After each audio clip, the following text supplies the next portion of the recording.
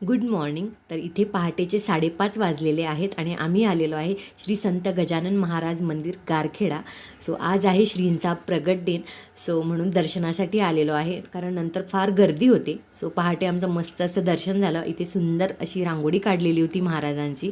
त्यानंतर थोडा वेळ आम्ही मंदिरात बसलो आणि खूप प्रसन्न वाटत होतं. मग घरी आलो. घरी आल्यानंतर मी यांचा टिफिन वगैरे केला, कारण यांना सुट्टी नव्हती आणि ते गेले ऑफिसला. आणि आज देवांशला सुट्टी होती, त्यामुळे बाकी सगळी कामं अशी निवांत आवरली.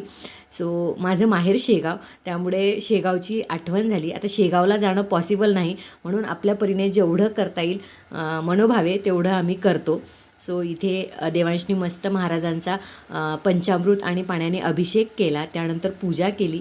मी सुद्धा मस्त अशी पूजा करून घेतली आणि आरती केली. आणि अशा प्रकारे साग्र संगीत अशी महाराजांची आम्ही दोघांनी मस्त पूजा करून घेतली. आणि खूप प्रसन्न वाटत होतं घरातसुद्धा, आणि खूप पॉझिटिव्ह वाईब्स येतात. कुठलीही पूजा तुम्ही करा, खूप मस्त वाटतं.